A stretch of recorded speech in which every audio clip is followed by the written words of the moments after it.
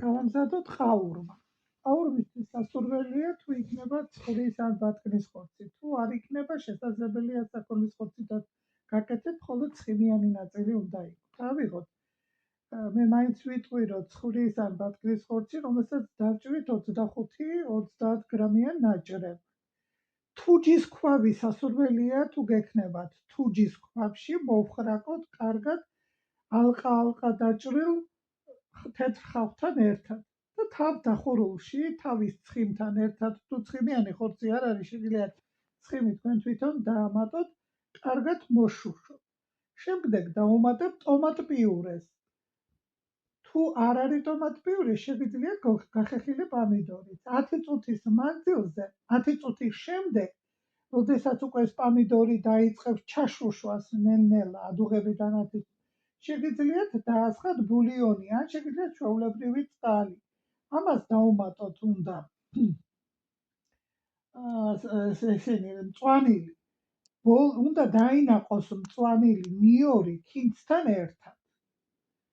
დაიჭრას წმინდად ცერეცო, ოხრახუში და შაშკვლავი.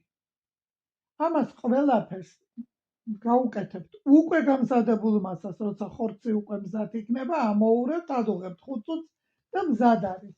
დაახლოებით ჭირდება 25-30 წუთი.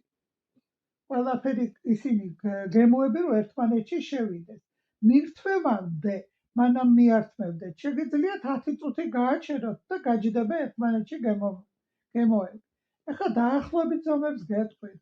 ცხრის ხორცი შეგიძლიათ აიღოთ დაახლოებით კარგი ავიღოთ 250 გრამზე, მინიმალური ერთ ადამიანზე ვთქვათ გათვალოთ. ცხიმი სადღაც 15-20 გრამი. თუ იქნება ეს თვითონ ხორცის ცხიმი სასურველია. ავიღებთ 200 გრამ 150 გრამს, 200 გრამს ხავს, ტომატ პიურე 30 გრამი, პამიდორი 100 გრამი, პურის ფქვილი დაჭირდება 2 სუფრის კოვზი, თუ გექნებათ ძმარი 3%-იანი, სადღაც 1 სუფრის კოვზი ან გემოვნებით, თუ მოგწოთ, შეგიძლიათ ძმის გარეშედაც ისე ძმარი უხდება. 5 კბილი ნიორი, წვანილი, ცერეცო, სადღაც ასე 5-6 ფოთოლი და შეგიძლიათ წითელი წიწაკა და მარილი გემოვნებით მისცეთ, გემრიელად მიირთვით.